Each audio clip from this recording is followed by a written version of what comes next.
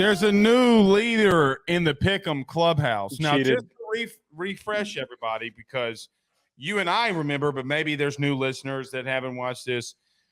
Our bet was that we would do something nice, like really nice for the winner. Okay. I got ragged on this show for 4 weeks, the first month of the year, because Joe was in the Bad lead. picks. But Daddy has made his way back. Ain't no week this week, Blake. I'm coming back. Every time you say that, I win. So thank you. I am currently 30-22. Joe is 27-25. Don't forget to use that promo code Ruffino. Joe, this segment is brought to you by our good friends over at Home Field Apparel. Joe, Oregon and Wazoo. You're going away from your Wazoo team. You're picking the Oregon Ducks. Yeah, I'm not. Dude, if they hadn't just gotten embarrassed. No letdown for Oregon this week? No, I don't think so. I think that is a team and a coaching staff that rallies. You know, I see a really good unit there. And as much as I was in on Cam Ward and Washington State, man, they have just completely imploded. Hey, remember when you had him in the top 10 and I told you were an idiot? Shut the hell up.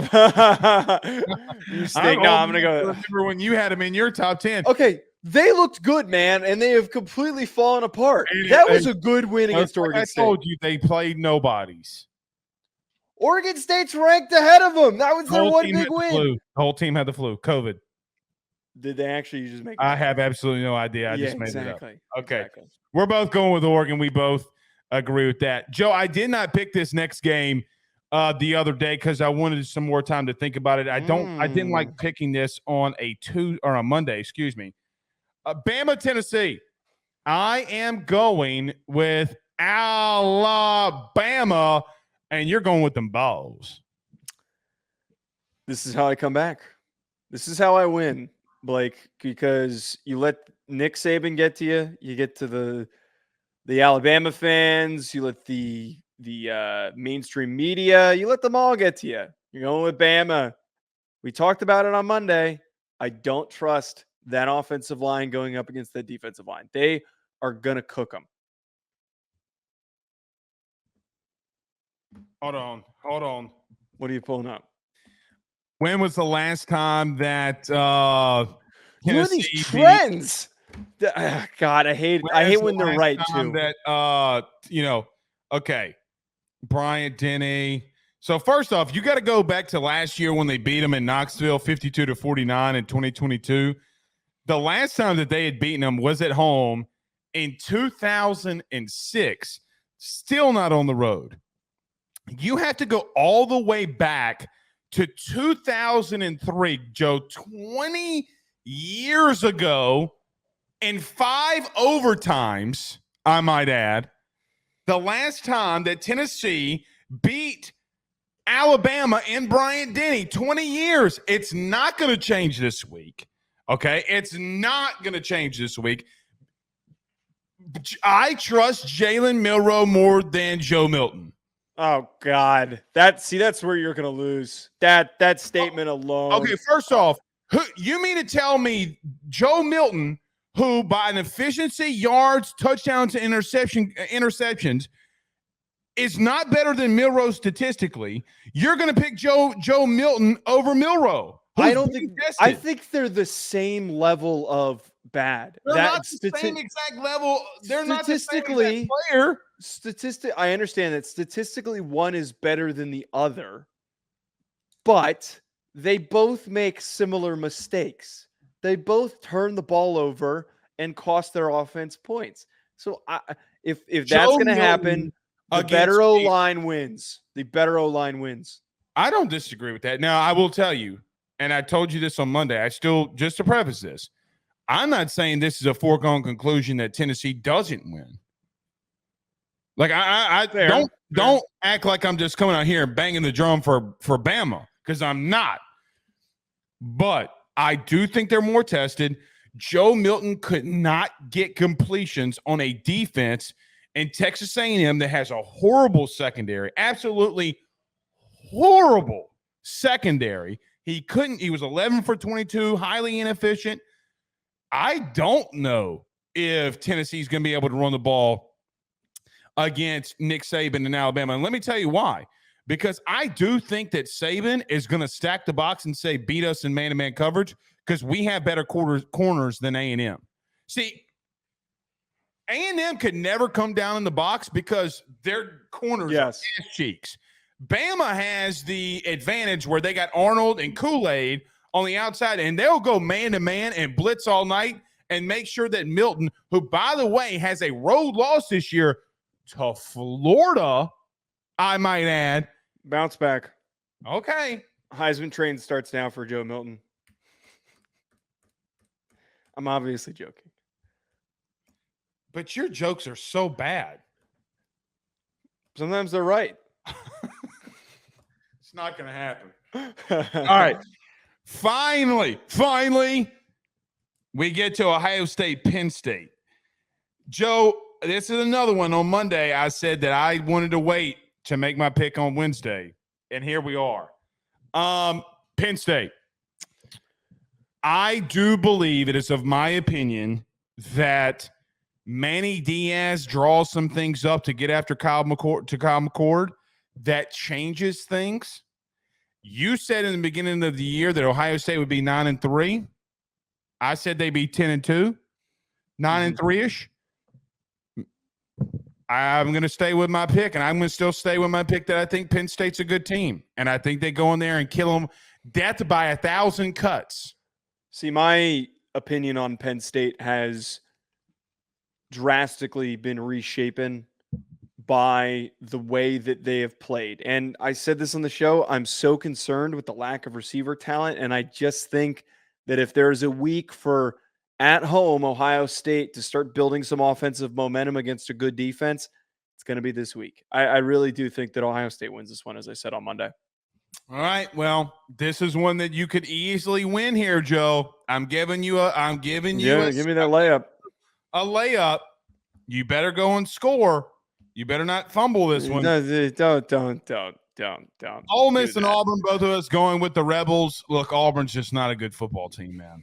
Yeah. But I almost actually picked Auburn. I was kind of thinking to myself, like, if there is a Lane Kiffin completely blow it moment, it's to Auburn in week 8. Like, that's totally what happened. I thought that same exact thing, but then you know what happened? I remembered that Ole Miss had a bye week. That's a good point. And we both picked Ole Miss anyway, so yeah, we both picked Ole Miss, so it doesn't really matter. Duke and Florida State, both of us going with the Seminoles. We talked about Utah and USC and Miami and Clemson on the show. What makes you like them Seminoles?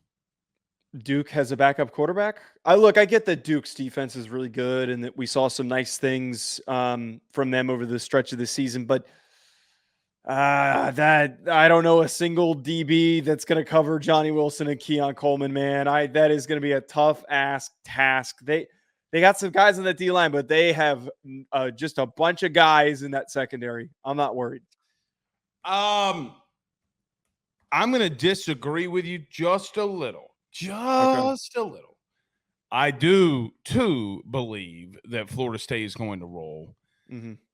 But I think it's going to be a little bit closer than people are expecting, because I do think Elko's a good coach. I do think he's going to be able to find a way to get after Jordan Travis, make some chaotic plays defensively. Mm-hmm. I do think that this game could be close, quarter and a half, maybe even through the first half. But as that depth continues to roll in, I think Florida State does overall take them over in depth. 31-14, 38-14 is where I'd have it. Okay.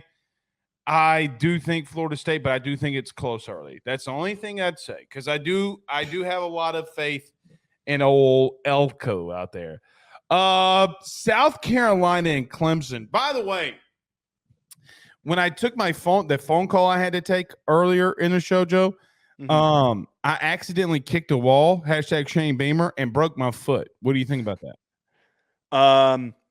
I think that you're a spaz and a narcissist no, I'm just kidding. That's directed at Shane Beamer.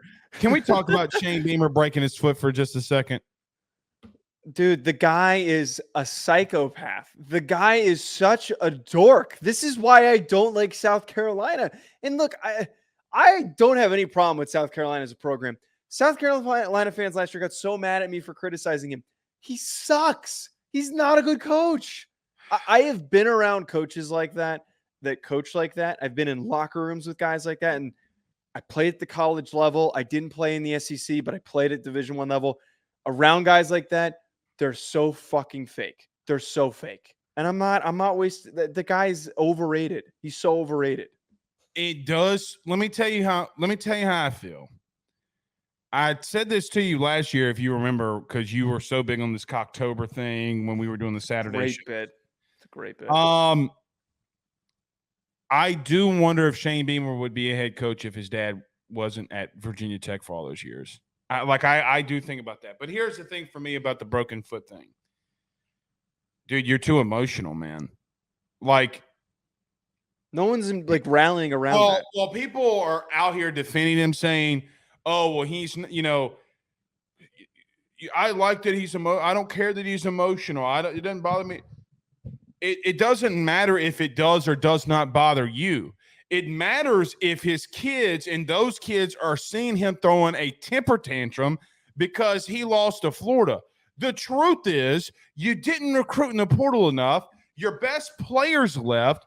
They blamed the D-line coach before he left for LSU. They blamed the DC. You don't have the dudes.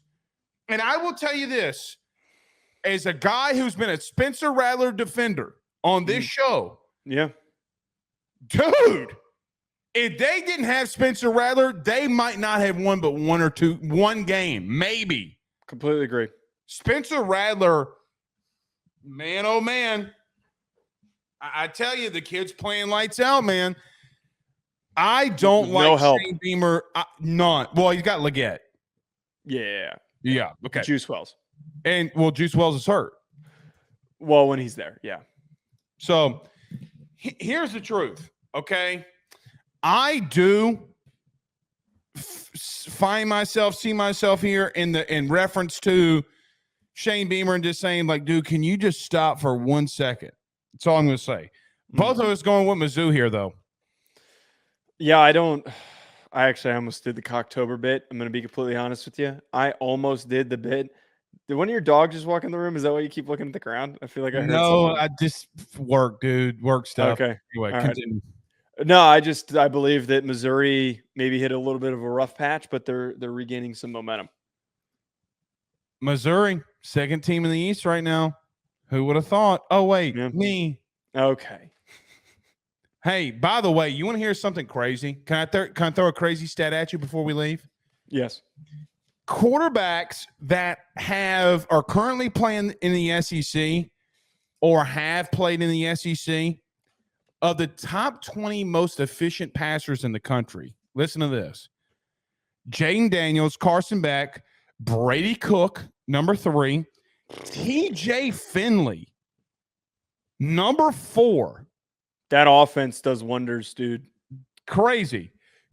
Tagovailoa at Maryland was at Alabama in year 1. I believe that. Graham Mertz, 1,897 yards through the air. JT Daniels, Bo Nix, and Spencer Rattler. Oh, and by the way, your boy out there in Oxford, Jackson Dart, was number 21. He's coming off a bye week.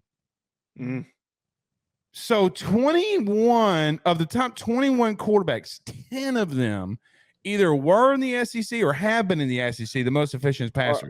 Are we shocked? Are we shocked by the fact that a lot of talent comes in and out of the SEC? I'm just saying. Just saying. All right.